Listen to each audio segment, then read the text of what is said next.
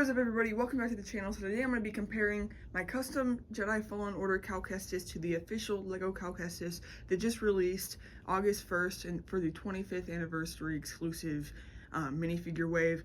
So yeah, if you guys have been keeping up with the channel, I believe 3 years ago I made my own custom LEGO Cal Kestis, and he's gone through a lot of different changes to get to the final form he is now for the Fallen Order version. And yeah, alongside him I also made a custom Mantis, and I overall just love the Jedi series of games. Survivor was incredible. So anyways, long story short, I had a really big passion to make the minifigures in LEGO, because LEGO's never actually done it until now, where we get an exclusive official Cal Kestis from Fallen Order, which is crazy that we even have that, because for the longest time nobody ever thought we'd get anything Fallen Order or Survivor related, because they said that they did not want to make sets of it because it was too violent. So I guess we probably will never get a Mantis playset, but the least we can get is at least an official Cal Kestis, which I'm happy with.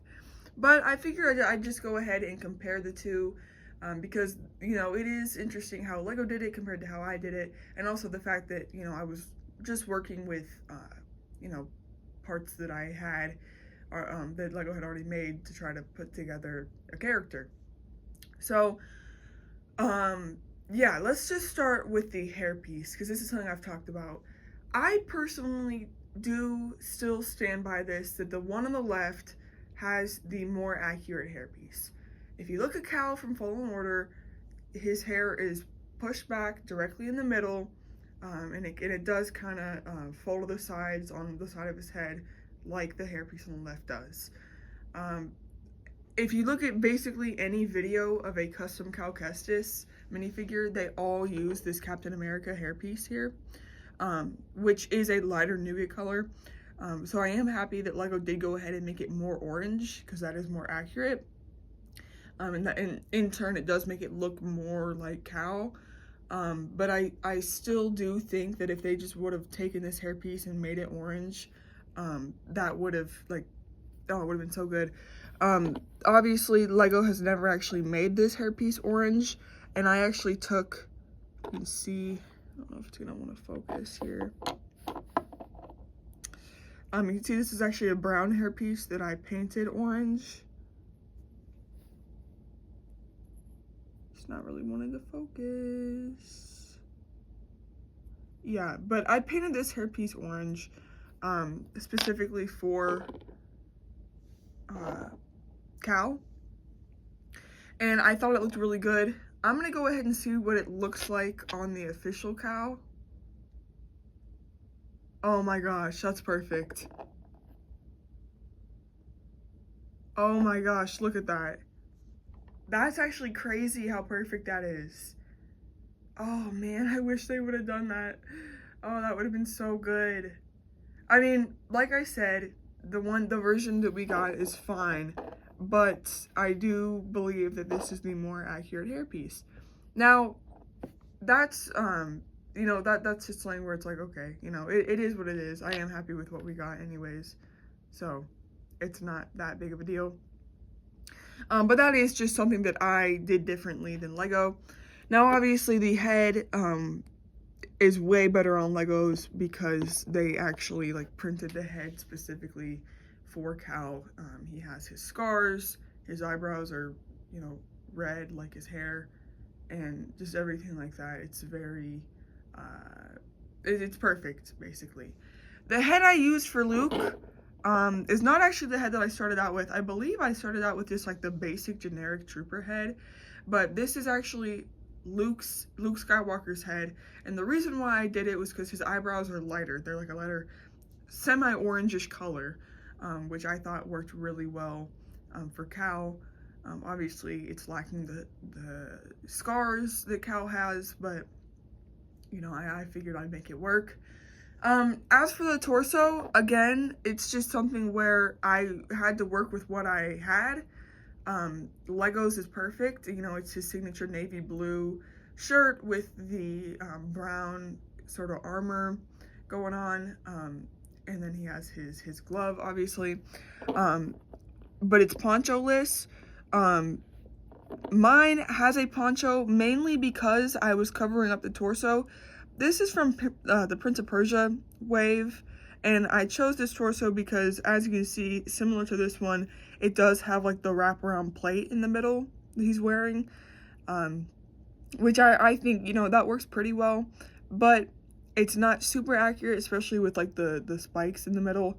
So it works out because Cal is notorious for his poncho, so I gave him this poncho from Luke's Landspeeder set. But then the arms are navy with the dark brown glove, and yeah, they both have the blue lightsaber, obviously. And then as for the pants, I love how Lego did it. They did like a gunmetal gray with black detailing on the pants. It looks incredible. It was really hard to find a good pant that would work for my custom, so I just did Han Solo's navy blue pants. I could have done like a black pant, actually. That would have worked better, but you know, I was working with what I had, and yeah. And then the other biggest difference is obviously my custom one does have BD1 on his shoulder, which is, you know, it's Cal's like #1 most iconic thing, is that he has BD, or I'd say it's his red hair and BD1 on his shoulder. And the way I did that was I used a brown neck piece, and then I took this gray brick with the little side piece attachment thing, and I just plopped a BD unit there. This is actually the BD1 from the N1 Starfighter, so it is blue, but you can customize BD1, so I don't think that's a big deal. But one thing I did want to do in this video as a little upgrade to the custom one is give him the same thing, but with the actual BD1 minifigure from the buildable BD1 set. As you can see, he has the red there. It is not focusing whatsoever, but I am going to go ahead and give that to Cal. This Cal Kestis minifigure is perfect, and I don't think that they really needed to give him a BD1 or a poncho, because I feel like that just would have been like, it would have cost him too much money, you know, so I understand why they did not do that. But for me, since I have these pieces available, I'm just like, why not, you know, like it's so easy to add and do, so I might as well. So there he is with BD1 on his shoulder. I went ahead and just used a brown piece there to have him like that. That actually looks pretty cool. Oh man, that is really cool. He has BD1 now. And yeah, there it is from the back. Oh man, that is really, really cool.